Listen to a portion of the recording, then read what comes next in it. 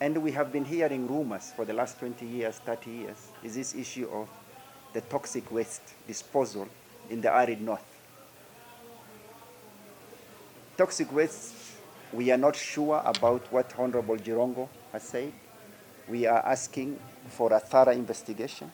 What Honorable Jirongo said was that he's aware that during the time of President Moi, the toxic waste has been buried up in the north.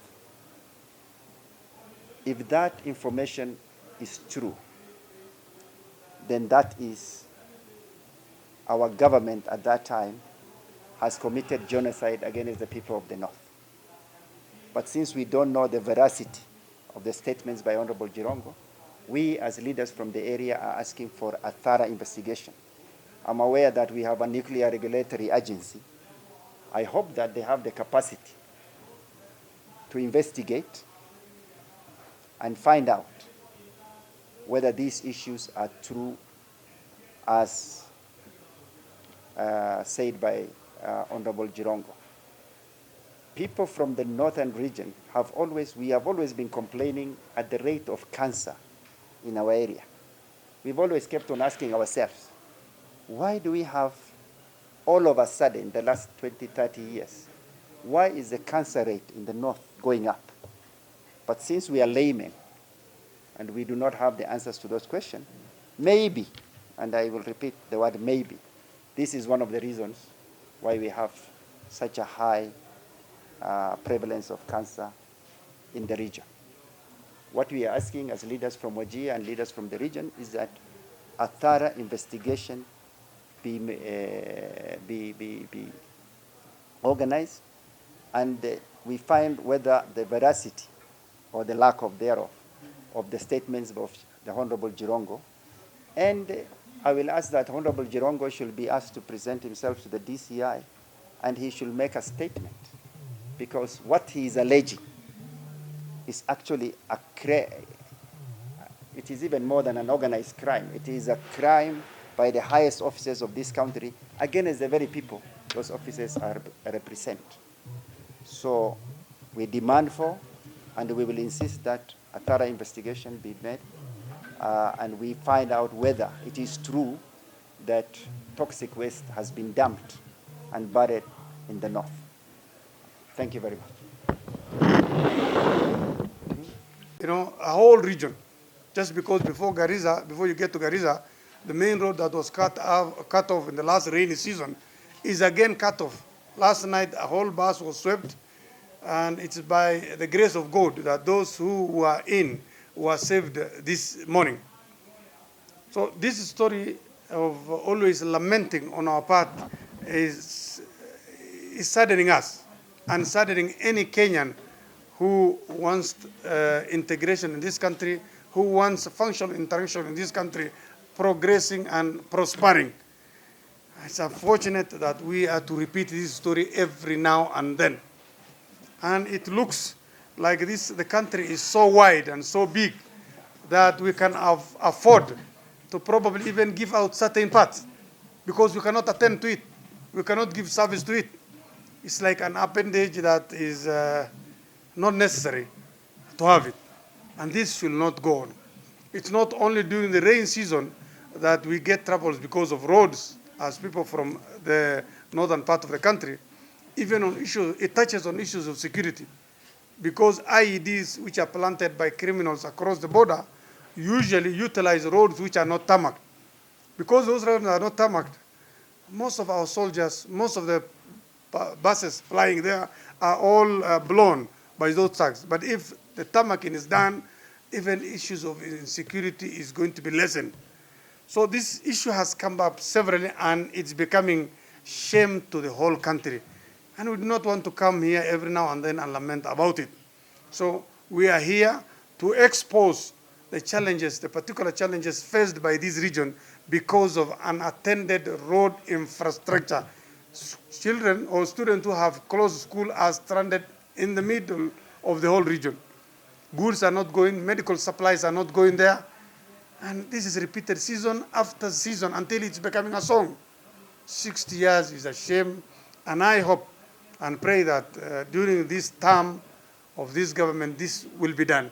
I know a promise has been done, and some sections were given to a number of contractors, though they are yet to begin. I hope the whole stretch, the whole hog will be done this season.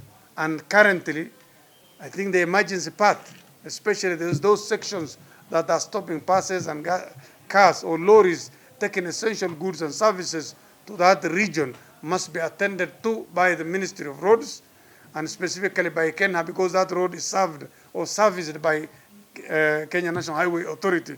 This has to be done urgently. It's not a matter, it's a demand actually. It has to be done as soon as possible so that people from that region feel that their government is attending to them. This has to be done. This has been the song during my time when I was in school. Northeastern province used to be called nothing except problems. And it looks like now that I'm aging, it is becoming the same thing. The money for this road network has already been given by the World Bank for the last 5 years. The only problem is the incompetence of those agencies that are in charge of procuring the services of contractors so that they can build this road. Sometimes I wonder whether we need a Ministry of Roads and Transport, because this ministry is so huge. The road network, the transport, our airlines, our shipping lanes, all of them come under the ministry.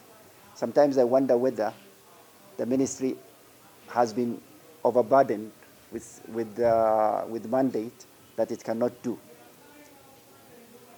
One of the reasons why, for example, we are having this problem of the toxic waste is because there is no road network there.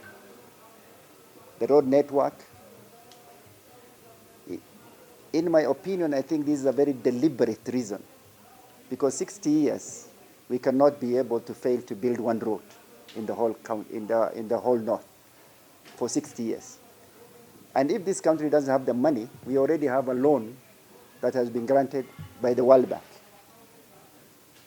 Why money that has been given 5 years ago, and we are paying commitment fees on that money as a country, why is it not being utilized to build the road that it was meant to build? It doesn't make any sense. Actually, part of that money was used to build the road from, I think, Kitale to Marala. And that road has been completed 4 years ago, or if I'm not wrong. And the money has just been lying in the coffers of this country, doing nothing. As I said, the issue of the road network has been dealt with eloquently by my colleagues. Dumping of nuclear waste in northeastern Kenya. What Jirongo alleged in that interview, that recent interview, is something that has been going,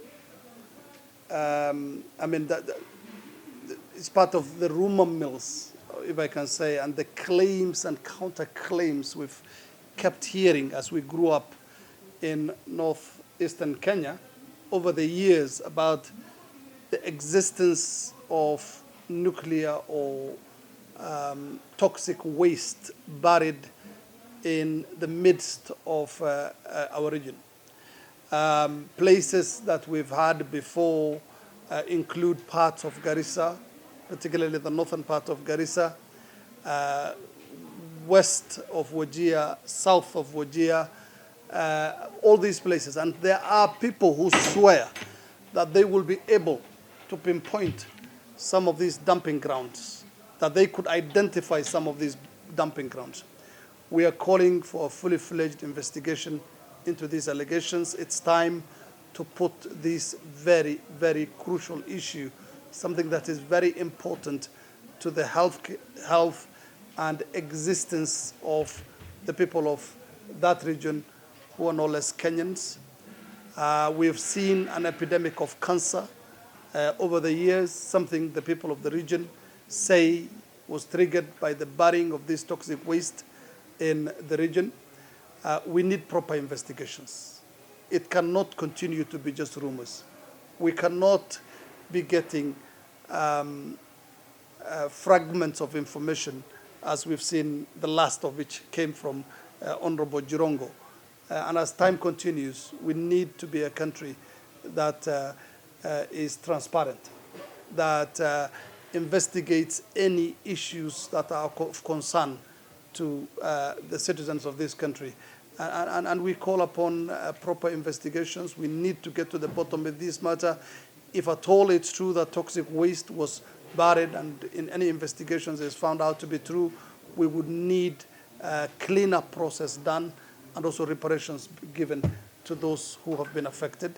But all these things are secondary to the need that we have today for a proper investigation by experts, specialists in this subject to ensure that this actually happened and put this matter to rest. Thank you very much.